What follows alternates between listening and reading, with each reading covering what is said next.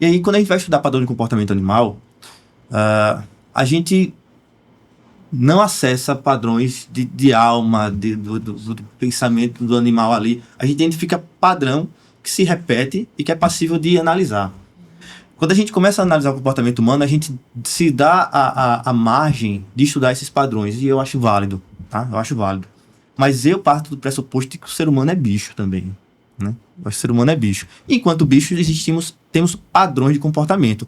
Dentro da análise do comportamento, os padrões, eles não anulam a singularidade do sujeito, né? Quando a gente identifica, por exemplo, que o sujeito apresenta padrões de comportamento hiperativo e desatento, que eu consigo encaixar isso dentro de uma população e de uma amostragem, identificar que isso é um padrão de comportamento que está vinculado a um transtorno, isso não anula o sujeito a nível de sua singularidade, porque eu posso agora começar a conversar com o Slane, entendendo que ele se encontra dentro de um padrão que o DSM classifica como TDAH, mas que esse padrão, dentro da tua história de vida, que a gente vai chamar de ontogênese, que é a história de vida do sujeito, se relacionou com o ambiente de tal maneira que gerou você e a sua singularidade. Então a gente entende que sim, é possível entender que existem padrões de resposta, padrões de comportamento, eu consigo analisar esses padrões, e esses padrões são elencados naquilo que a gente vai chamar de PBE hoje, né? São as práticas baseadas em evidências.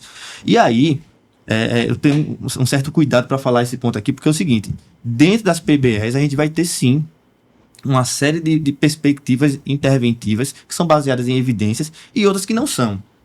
As que não são, a gente costuma categorizar como pseudociência, e esse pseudociência ele tem um teor pejorativo que não deveria ter. Porque eu parto do pressuposto de que uma pseudociência, ela não é necessariamente algo ruim.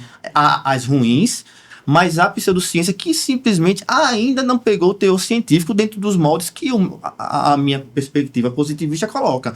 E isso não é necessariamente ruim para aquela ciência que o positivismo está classificando como pseudociência. Agora, para ela pode soar como algo pejorativo, e eu não acredito que isso deva ser. Porque, por exemplo, e eu posso estar enganado, André, mas assim, a gente parte do pressuposto de que a psicanálise ainda, dentro dos moldes positivistas, não se enquadra dentro de um conceito, de uma perspectiva científica. Mas isso não a desqualifica no sentido de que ela não funcione. Sim. Eu acredito simplesmente que ela não atingiu esse status, e talvez ela não queira, ou alguns teóricos não queiram, simplesmente porque tem outros objetivos ali, mas há quem queira e fique buscando isso e talvez encontre um dia. E aí, de fato, eu acredito que exista sim perspectivas que hoje são baseadas em evidências dentro da psicologia. Existem aquelas que ainda não são, mas que poderão vir a ser, e existem outras que não estão interessadas com isso. Mas eu acho talvez outras que venham a ser provar que não é mesmo. E que não é mesmo, né? E que não é mesmo, e que, enfim, tá bem com isso, né? E eu acho que entendermos isso, eu acho que é importante, até para que a gente possa fazer essa ciência acontecer, no sentido de ir em busca disso, ou de dizer, não, eu não quero isso porque a minha perspectiva não necessita disso para funcionar. Eu acho que essa